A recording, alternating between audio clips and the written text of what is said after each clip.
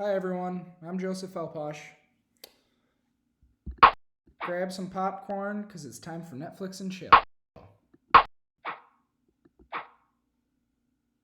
Odds are you're like 60% of Americans and you have a Netflix subscription. Or maybe you're like the rest of the Ferris population and you're signed into my account during this time of quarantine. Nevertheless, I'm sure you know what Netflix is. Just to give a brief and boring background, Netflix began as a humble mail order DVD service and was one of the first companies to see the potential in online streaming. In 2007, the company designed its first on-demand streaming model. Since this transition, the Netflix annual revenue $0.36 billion to nearly $16 billion. Netflix's ability to adapt to change in technology and consumer demand has made it so successful. This must be the same reason why they removed your favorite shows like Friends. Revenue has grown from and replaced it with ones like Step Brothers.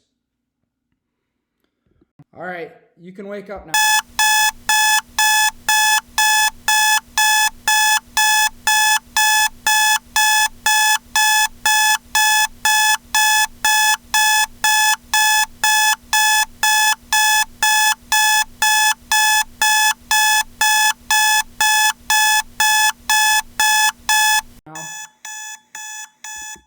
I'm done with all the boring stats.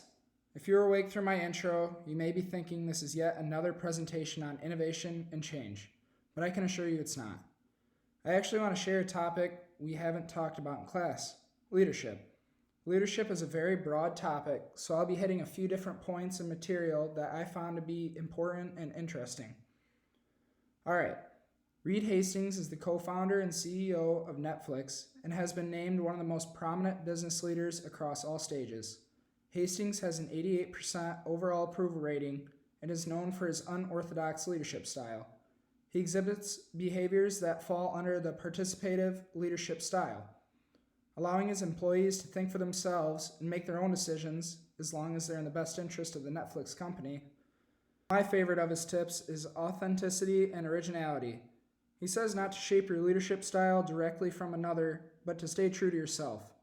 This tip should be true in all areas of business. If you don't stay true to yourself, it will show in your performance and effectiveness. So wait, why is it important to have an effective leader? An effective leader not only sets the direction for the entire organization, they're also the face of their company. An effective leader is enabling and empowering, not manipulative and coercive. When you think of George Washington, you think of a noble and patriotic war general that helped found a new country, the United States of America. He was an effective leader. On the other hand, you have Adolf Hitler, who manipulated his entire country and most of Europe into believing horrible propaganda. It's a drastic comparison, but it showcases my point very clearly. Okay, so what happens when you don't have competent leadership in an organization? If we're comparing two equally able companies, one with effective leadership and one that lacks leadership, the one that has a strong leadership will often win over the other and have a longer success and survival rate. Leadership is inspiring and influencing people positively to complete tasks and goals. Leadership comes with struggles, but that's why it needs to be learned in an organization. A relationship-oriented path goal theory assumes that leaders are flexible and that they can change their style as situations require. It also states leaders can increase satisfaction and performance by clarifying and clearing the path to goals, while increasing rewards for completion of these goals. One example would be the Girl Scout cookie sales. The more cookies a Girl Scout sells, the better her reward gets. Her goals are clearly demonstrated along with ways in which she can obtain these goals before she even begins selling her cookies. That gives her something to strive for. Along with this theory comes 4 leadership styles. These styles are important, and they should be recognized and known if you intend on being a leader. Leader. First style is directive. It is very common in franchise businesses, and employees know precisely their job, tasks, and standards of their position. Directive leadership presents less risks.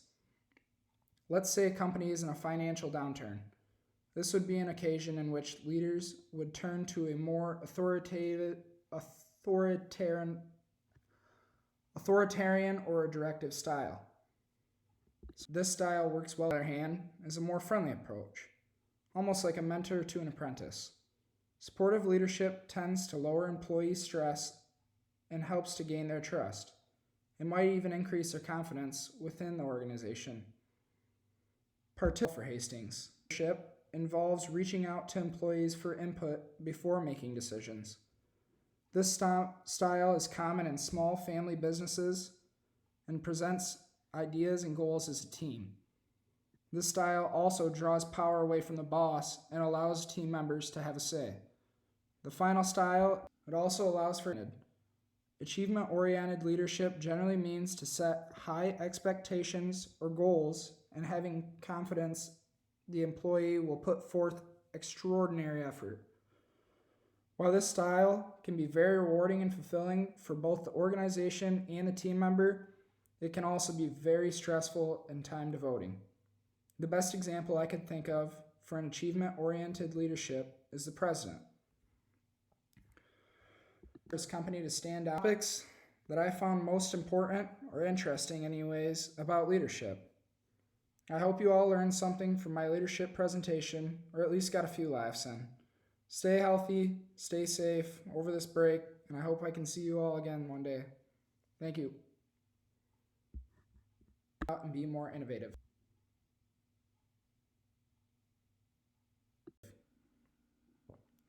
In an interview with Eric Qualman, Hastings shares his 7 tips to remember when in a leadership role that will shape you to become one of the best.